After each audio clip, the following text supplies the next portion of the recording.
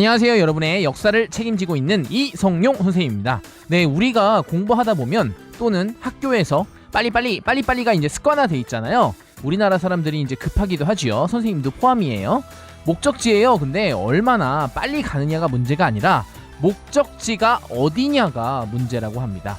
빨리 끝내고 이렇게 다 하는 게 잘하는 게 아니라 내가 가고자 하는 목적지로 잘 가고 있는지가 문제인 거죠. 많은 양을 빨리 하는 것보다는 내가 올바른 방향으로 가고 있는지 한번 자기를 반성해 봅시다. 잘 모르겠으면 어느 방향으로 가고 있는지 모르겠다. 내비라도 키세요. 네, 죄송합니다. 그럼 내비 키고 바로 시작하죠. 네, 오늘 우리가 배울 건 바로 제국주의입니다. 이름은 겁나게 멋있는데요. 네, 딱히 좋은 개념은 아닙니다. 첫 번째 학습 목표는 제국주의의 의미, 도대체 이게 무슨 의미인지, 그리고 왜 등장하게 되는지 등장 배경에 대해서 살펴보고요. 두 번째 학습 목표는 이 제국주의를 강추하는 사람이 아니죠. 추구하는 이런 이제 강대국들이 아시아나 태평양 지역에 많이 이제 침략을 했는데요. 그 내용에 대해서 살펴보고요. 세 번째 학습 목표는 역시 아프리카 지역을 이 제국 강대국들이 이제 침범을 했는데 어떻게 분할을 했었는지 한번 살펴보죠. 네, 첫 번째 학습 목표는 바로 제국주의의 의미와 등장 배경입니다. 제국주의는요, 19세기 후반에 이제 본격적으로 드러나게 됐는데, 강력한 선진 국가들 있잖아요. 선진 자본주의 국가들이 이런 경제력이라던가 돈이라던가 군사력, 막강한 군사력을 이용해서 주변에 아직 개발이 덜 됐거나 약한 나라들 있잖아요. 이런 약한 나라들을 식민지로 삼고 팽창, 점점점 커지려는 정책을 제국주의라고 합니다. 쉽게 말하면 나보다 약한 애를 내 식민지로 만드는 정책을 바로 제국주의라고 하는 거죠. 네, 제국주의의 의미에 대해서 배웠기 때문에 그러면 제국주의의 등장 배경에 대해서 한번 살펴보겠습니다.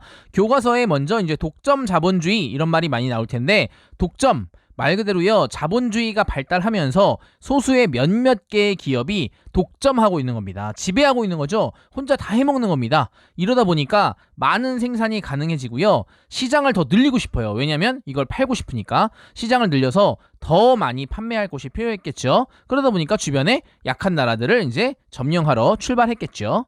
게다가 이 시기에 인구가 많아집니다. 인구가 너무 많아지다 보니까 이렇게 과잉 인구, 넘치는 인구를 새로 수용할 땅이 필요했고요. 값싼 원료와 공급지, 그 다음에 상품 판매 시장 이런 것들이 필요했습니다. 게다가 돈이 막 넘쳐나는 시대였기 때문에 이 남는 돈을 식민지에다 투자해가지고 더 좋은 땅을 만들자 이런 생각을 하게 되면서 이 제국주의가 점점 성장을 하게 된 거죠. 네, 이런 경제적인 이유로 주변의 국가들을 침략하고 싶어 하는데요. 그냥 가서 냅다 팰 수는 없기 때문에 주변에 나의 이제 행동을 책임져 줄 만한 어떤 사상 같은 게 있나 이런 걸 찾아봤더니 세 가지 정도가 이용해 볼 만합니다. 그래서 이제 이 제국주의 침략을 뒷받침할 만한 이런 사상 세 가지가 교과서에 나오는데요. 가장 먼저 나오는 게 민족주의입니다. 우리가 알고 있는 민족주의랑 조금 다른데, 여기서 이제 뭐라고 하냐면은 제국주의 침략 전쟁이 국가와 민족의 위신을 높여준다. 여기서 우리가 이겨가지고 식민지를 많이 먹으면 저 민족, 저 국가 대단하다. 이런 식으로 이제 추앙을 받는다 이겁니다. 약간 이제 변질이 된 거죠. 이게 첫 번째 민족주의입니다. 네, 두 번째는 바로 인종주의입니다. 이게 뭐냐면 인종 간에, 사람의 종류 간에 우열이 있다. 어떤 사람은 우월하고요, 어떤 사람은 열등하다. 그러니까 우월한 우리 민족이 가서 아시아나 아프리카에 보면 그런 애들 있어. 그냥 열등하고 이제 좀 떨어지는 애들 있지. 그런 애들을 우리가 어떻게 해줘야 된다. 그렇지, 문명화, 공부도 가르쳐주고 이 물건은 이렇게 쓰는 거야, 이렇게 가르쳐줘야 돼. 우리의 임무야 이게. 이렇게 하는 게 바로 인종주의입니다. 겉으로만 이렇게 멋있는 척하고 실제로는 그냥 침략하고 싶다 이거죠. 인종주의, 인종에는 우열이 있고 우리가 우월하니까 열등한 애들을 좀 공부 좀 가르쳐주자, 문명화 좀 시켜주자 하는 게 바로 인종주의입니다. 네, 세 번째는 바로 사회 진화론입니다. 시험에 겁나게 잘 나옵니다. 우리가 생물 시간에 다윈의 진화론이라는 걸 이제 배울 텐데, 배웠을 수도 있고요. 이게 뭡니까? 주변에 환경이 있는데 이 환경에 잘 적응한 생물은 살아남고요, 적응하지 못한 애들은 다 도태돼서 죽을 수도 있다. 뭐 이런 것이 진화론입니다. 그래서 결국은 이제 잘 살아남은 애들은 점점 더 진화를 해가지고요, 약육 강식이라고 해가지고 뭐예요? 약한 자는 잡혀먹고 강한 자가 이거를 먹는 거죠.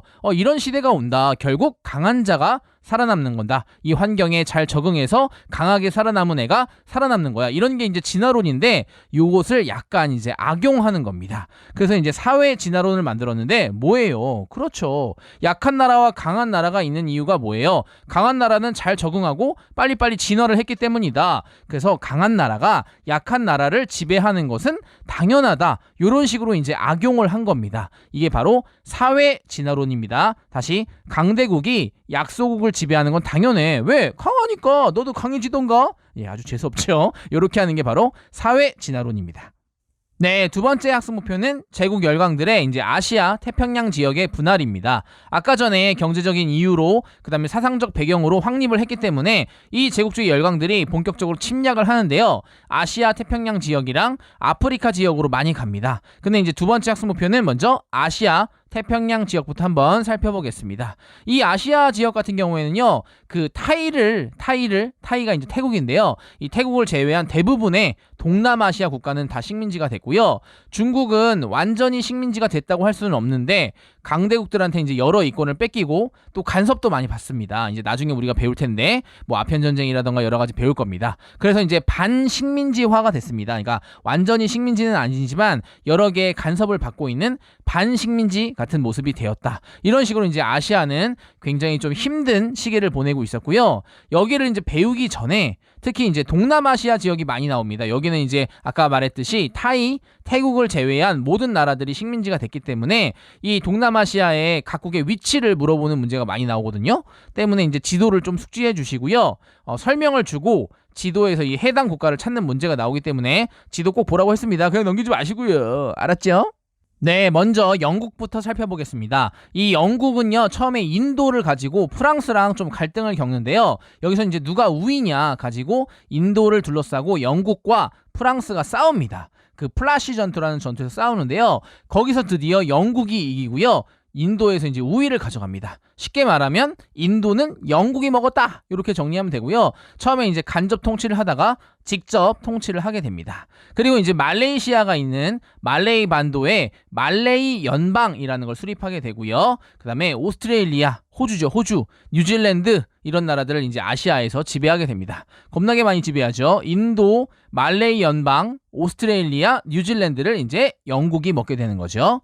프랑스 같은 경우에는 아까 전에 영국이 말레이 연방을 만들었잖아요. 그곳의 반대편에 베트남, 캄보디아, 라오스, 백함라네요. 백함라. 베트남, 캄보디아, 라오스에 이제 여기에 인도 차이나 연방을 만듭니다. 베트남, 캄보디아, 라오스를 합쳐서 인도 차이나 연방을 만든다는 거 중요합니다. 그러면 아까 선생님이 말했듯이 이 영국이 점령한 지역이 타이의 왼쪽이고요. 프랑스가 점령한 지역이 타이의 오른쪽이에요. 그러니까 마주보고 있는 겁니다. 그럼 이 두 나라가 점점 이제 오다가 타이라는 지역에서 둘이 부딪힐 거 아니에요. 그걸 이제 적절히 이용한 거죠. 그래서 이제 타이의 왕이 뭐라고 한 거예요? 야, 너네 둘이 싸우지 말고 나를 완충지대, 그러니까 충격을 하지 않게 내가 가운데 독립국으로 유지하고 있으면 너네 안 싸울 거 아니야. 이렇게 해가지고 독립국의 지위를 유지하게 된 겁니다. 그러니까 머리가 좋은 거죠. 그래서 완충지대의 역할을 하면서 타이는 독립국의 지위를 유지했다. 이것도 알아두세요. 네, 계속 이어서 물론 이제 영국과 프랑스가 중요하긴 한데요. 그 다음 나라들도 알아둬야 됩니다. 네덜란드는 인도네시아를 지배했고요. 네네네요. 네네 치킨 이렇게 외우면 되겠죠. 그다음에 독일은 이제 태평양에 있는 섬들 마셜 제도와 캐롤라인 제도 이런 것들을 이제 점령했고요. 러시아는 연해주를 이제 지배하게 되면서 우리나라에 이제 찝적되기 시작했죠. 만주와 한반도에 대한 간섭 이런 것들을 좀 이제 강화하게 됐고요. 아프가니스탄에도 진출하게 됐다고 합니다. 그 다음에 미국 중요합니다. 미국은 원래 이제 에스파냐가 필리핀이라는 섬을 가지고 있었는데 그 전쟁에서 이제 에스파냐와의 전쟁에서 미국이 이기고요. 이 필리핀을 뺏어옵니다. 그래서 이제 미국이 필리핀, 괌, 하와이 이런 데를 지배하게 된 거죠. 다시 미국이 필리핀을 가져갔다는 거 중요합니다. 에스파냐와의 전쟁에 승리해서 필리핀을 가져오게 되었다는 거.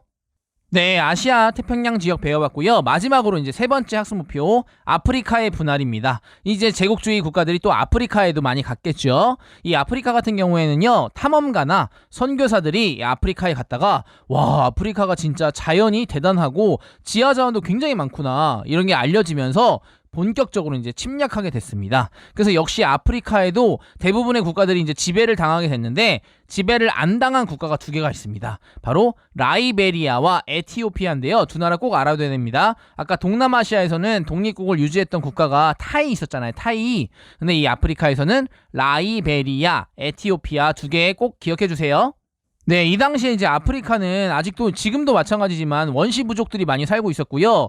과학적으로 많이 발전하지 못한 상태였습니다. 그러다 보니까 이제 선진국이었던 이제 유럽의 국가들은 이 지역을 점령하는 게 굉장히 쉬운 일이었겠죠. 그러다 보니까 이걸 어떻게 점령할 건가 이런 것에 대한 이제 원칙 이런 것들이 없었는데 벨기에가 자기가 이제 콩고에 대해서 지배를 하겠다 이런 식으로 막 주장을 하다 보니까 야야 그럼 이 김에 원칙을 만들자. 그래서 이제 강대국들이 모여서 원칙을 만든 회의가 있는데요. 그게 바로 베를린 회의입니다. 근데 그렇게 이제 모여가지고 만든 이제 원칙이 너무나도 단순합니다. 뭐냐면요. 먼저 지배하는 나라가 그 지역을 먹는 거다. 이겁니다.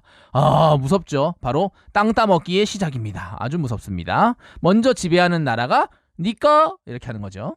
네, 먼저 영국입니다. 영국은 아프리카를 어떻게 점령할까 계획을 세웠는데요. 그것이 바로 종단 정책입니다. 종단. 종이 뭐냐면요. 세로 종인데 야 먼저 지배하는 나라가 다 먹는 거라며. 그럼 위에서부터 아래로 이렇게 쭉 내려가면 되겠네. 세로로 이렇게 갈라서. 그래서 북쪽에서 남쪽으로 남쪽에서 북쪽으로 이렇게 올라가는 정책을 바로 종단 정책이라고 합니다. 세로로 갈라먹는 거죠. 그 다음에 영국이 또 했던 다른 정책은 바로 3C 정책이 있는데 C로 시작하는 세 개의 도시를 연결하는 식민지를 만들겠다라는 건데 바로 이제 카이로, 케이프타운, 콜카타 이렇게 C로 시작하는 도시를 연결해서 식민지로 만들겠다 하는 바로 3C 정책을 추구했습니다. 다시 영국은 뭐라고요? 종단 정책. 아프리카를 남북으로 갈라먹자. 이게 바로 종단 정책이고요. 영종도 막 이렇게 외우더라고요. 목소리 왜 이럽니까? 예. 영종도 이렇게 외우더라고요. 친구들이. 영국 종단 이렇게. 그 다음에 3C 정책. C로 시작하는 세 개의 도시를 내가 다 식민지로 만들겠다. 이렇게 하는 정책이 바로 영국의 정책입니다.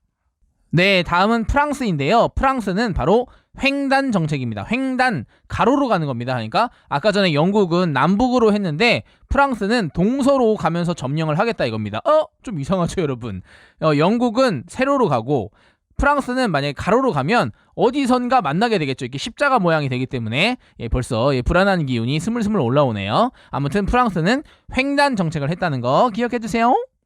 네, 다음은 독일입니다. 독일은 3B 정책이라는 걸 했는데요. 아까 영국의 3C랑 비슷합니다. 3B는 역시 B로 시작하는 세 개의 도시를 연결하겠다 이건데요. 바로 베를린, 비잔티움, 바그다드 뭐 이런 겁니다. 이걸 외우라고 할 것까지는 없는데요. 아무튼 3B 정책을 하는 이런 정책을 하고 있었다는 거 독일이 기억해 두시고요. 그 다음에 아까 전에 벨기에는 콩고를 먹었다고 했죠. 참고로 알아두세요.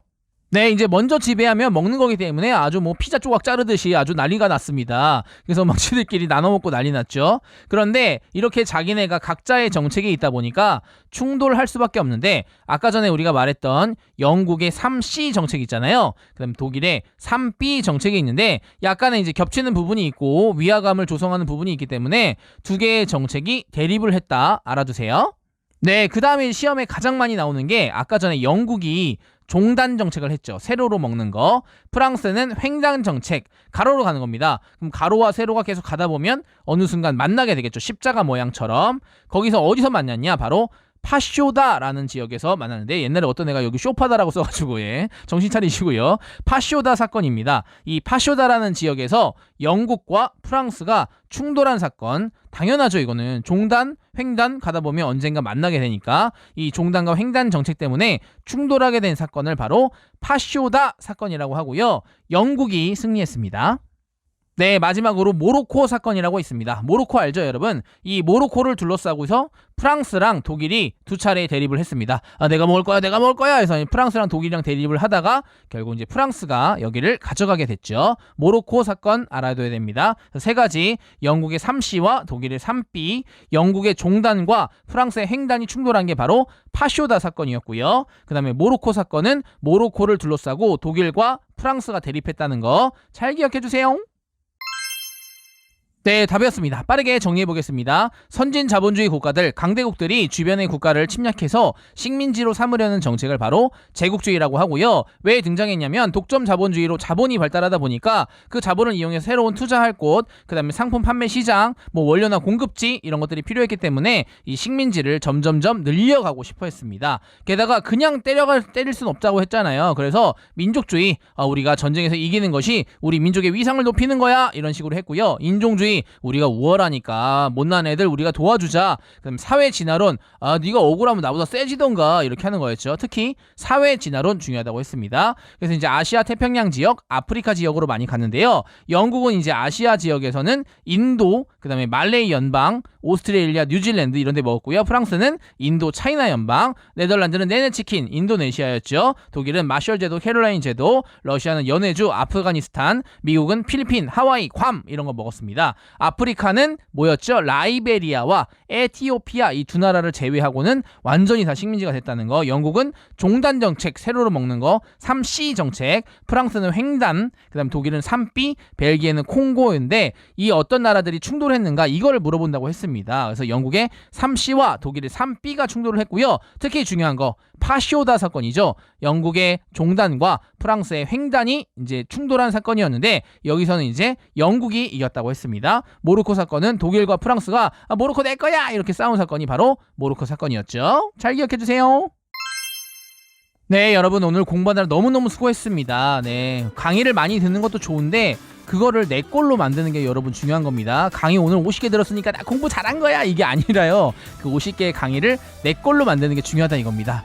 끝까지 공부 얘기한다고요? 알겠습니다. 조용히 하겠습니다. 그러면 다음 시간까지요. 공부 열심히 하고요. 또 즐겁게 많이 노세요. 또 만나요. 안녕.